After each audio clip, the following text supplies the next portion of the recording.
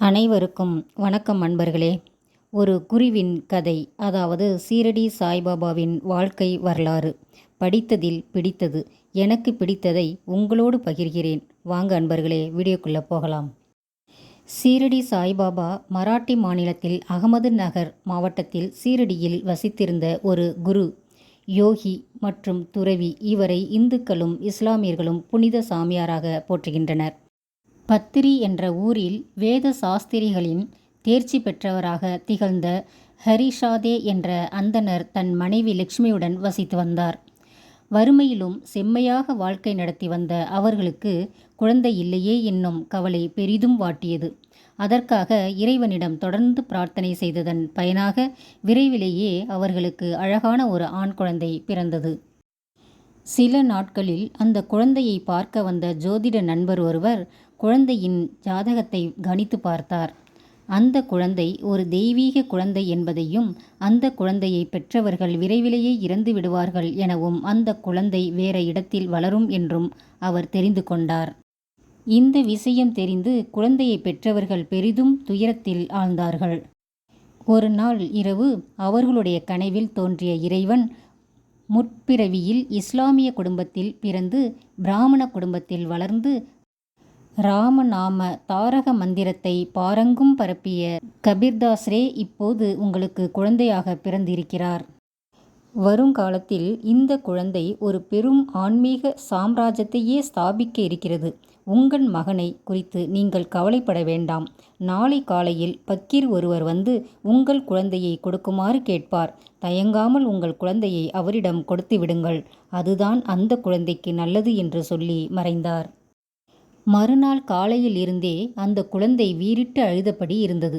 குழந்தையின் தாயார் லட்சுமி யாரும் வந்து இந்த குழந்தையை கேட்டுவிடக்கூடாது என்று மனதுக்குள் அழுதபடி பிரார்த்தனை செய்து கொண்டிருந்தாள் லட்சுமி. கலங்கி நின்ற லட்சுமியிடம் அவர் கணவர், ஏன் கவலைப்படுகிறாய்? நம் கனவில் இறைவன் சொன்னது போல் பக்கீர் வந்து குழந்தையை கேட்டால் கொடுத்து விடுவோம். எங்கிருந்தாலும் நம் குழந்தை நன்றாக இருக்க வேண்டும், அதுதான் நமக்கு வேண்டும் என்று ஆறுதல் கூறினார். அவர் அப்படி சொல்லி முடிக்கவும் வாசலில் பக்கீர் வந்து நிற்கவும் சரியாக இருந்தது. வாசலில் வந்து நின்ற பக்கீரியை பார்த்ததுதான் தாமதம். அதுவரை வீறிட்டு அழுதபடி இருந்த அந்த குழந்தை சட்டென்று அழுகையை நிறுத்தி அழகாக சிரித்தது. பக்கீர் தன்னிடம் அந்த குழந்தையை தந்துவிடுமாறு கேட்க மறுப்பு சொல்லாமல் அந்த நிமிடமே கொடுத்து விட்டார்கள் அந்த தம்பதியர்கள். அதன் பிறகு அந்த குழந்தை போன வழி அவர்களுக்கு தெரியாது. குழந்தையை வாங்கி கொண்ட பக்கீர் தன் வீட்டுக்கு சென்று அந்த குழந்தையை மனைவியிடம் கொடுத்தார். குழந்தை பேறு இல்லாத தங்களுக்கு இறைவனே அந்த குழந்தையை கொடுத்ததாக எண்ணி அவர்கள் அந்த குழந்தையை சீரும் சிறப்புமாக வளர்த்து வந்தனர். பிராமண குடும்பத்தில் பிறந்து அந்த குழந்தை இஸ்லாமிய தம்பதியரிடம் இனிதே வளர்ந்து வந்தது. சில வருடங்கள் கடந்தன. பக்கீரியின் உடல் நலம் குன்றியது. தாம் இனி நீண்ட நாள் உயிர் வாழ முடியாது என்பதை தெரிந்து கொண்ட பக்கீர் அந்த சிறுவனை வளர்க்கும் பொறுப்பை யாரிடம் ஒப்படைப்பது என்று யோசித்தார். வேத சாஸ்திரங்களில் தேர்ச்சி பெற்றவரான ஜமீன்தார் கோபால் ராவ் தேஷ்முக் என்பவர்தான் சட்டென அவர் நினைவுக்கு வந்தது. உடனே பக்கீர் தன் மனைவியை அழைத்து, இப்போது நான் சொல்லப்போவது உனக்கு வருத்தம் தரத்தான் செய்யும், ஆனாலும் சொல்லித்தான் ஆக வேண்டும். இனி நான் சில நாட்களே உயிருடன் இருக்க முடியும்.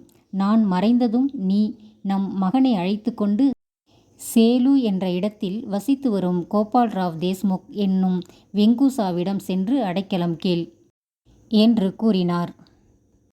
பிராமண குலத்தில் பிறந்து வேத சாஸ்திரங்களில் தர்ம சிந்தனை கொண்டவராகவும் விளங்கும் அவர் உங்களுக்கு அடைக்கலம் தருவார் என்றார். அதுபோலவே அடுத்த சில நாட்களில் அவர் மறைந்ததும் அவருடைய மனைவி வெங்குசாவிடம் சென்று அடைக்கலம் கேட்டாள். பெரும் ஞானியான அவருக்கு அந்த சிறுவன் உண்மையில் யார் என்பது விளங்கிவிட்டது. அவர் அந்த சிறுவனை வளர்க்கும் பொறுப்பில் ஏற்றுக்கொண்டார். பக்கீரியின் மனைவிக்கும் தனியாக ஒரு இடத்தில் தங்குவதற்கு வசதி செய்து கொடுத்து அவர்களுடைய வாழ்க்கைக்கும் வழிவகுத்து கொடுத்தார். இப்படியாக பிராமண குடும்பத்தில் பிறந்து சில வருடங்கள் இஸ்லாமிய குடும்பத்தில் வளர்ந்து மறுபடியும் பிராமணரான வெங்குசாவிடம் வந்து சேர்ந்த அந்த சிறுவனை வெங்குஷா சீடராக ஏற்றுக்கொண்டார். வெங்குசா தம்மிடம் ஒப்படைக்கப்பட்ட அந்த சிறுவனின் முகத்தை பார்த்ததுமே அவன் பிற்காலத்தில் ஒரு மாபெரும் ஆன்மீக சாம்ராஜ்யத்தையே சிருஷ்டிப்பான் என்பதை தமது தீர்க்க தரிசனத்தால் தெரிந்து கொண்டார். சதா சர்வ காலமும் ராமனின் புகழ் பாடுவதையே பிறவி பயனாக கருதி வாழ்ந்த கபீரின் மறு அவதாரமே இந்த சிறுவன் என்றும் அவர் உறுதியாக நம்பினார். எனவே அவர் அந்த சிறுவனை மிகுந்த பரிவுடனும் பாசத்துடனும் வளர்த்து வந்தார். தாம் பூஜை செய்யும் போதும் உண்ணும் போதும் உறங்கும் போதும் எப்போதும் அந்த சிறுவனை நம்முடனே வைத்து கொண்டார். அது மட்டுமல்லாமல் தாம் பெற்றிருக்கக்கூடிய அத்தனை ஞானத்தையும் அவருக்கு உபதேசிக்கவும் செய்தார். இப்படியாக பல வருடங்கள் சென்றன. அந்த சிறுவனுக்கு 15 வயது நெருங்கிவிட்டது. எங்கிருந்தோ வந்த சிறுவனுக்கு வெங்குசா இத்தனை முக்கியத்துவம் தருவது பல வருஷங்களாக அவருடைய இருந்து வரும் மற்றவர்களுக்கு பிடிக்கவில்லை. அவர்கள் உள்ளத்தில் பொறாமை என்னும் பொல்லாத பேய் தலைவிரித்து ஆடியது. ஒருவர் எத்தனைதான் நல்லவராக இருந்தாலும் அவரின் மனதில் பொறாமை எப்போது இடம் பெறுகிறதோ அப்போதே அவருடைய உள்ளத்தில் ஓடிக்கொண்டிருந்த அத்தனை நல்ல குணங்களும் இறந்து இடம் தெரியாமல் போய்விடுகின்றன. அப்படி வெங்குசாவின் தொடர்பினால் நல்ல பண்புகளுடன் திகழ்ந்த அவர்களுடைய மனதில் பொறாமை ஏற்பட்டதுமே அவர்களின் நல்ல பண்புகள் காணாமல் போய்விட்டன. அவர்கள் அந்த சிறுவனை எப்படியும் வெங்குசாவிடமிருந்து விரட்டிவிட வேண்டும் என்று நினைத்தனர். அவர்களுக்கெல்லாம் மூத்தவனாக இருந்த ஒருவன், இதெல்லாம் சரிப்பட்டு வராது, அந்த பையனை கொன்று விடுவதே சரியான வழி, அவனை கொன்றால் ஏனென்று கேட்பதற்கு எவரும் இல்லை, குருநாதர் கேட்டால் நமக்கு ஒன்றும் தெரியாது என்று சொல்லிவிடலாம் என்று கூறினான். அனைவரும் அதற்கு உட்பட்டனர். தகுந்த நேரத்திற்கு காத்திருந்தனர். மக்களே, இதோட தொடர்ச்சியை அடுத்த வீடியோவில் பார்ப்போம். இதுவரை பார்த்த அனைவருக்கும் நன்றி மக்களே.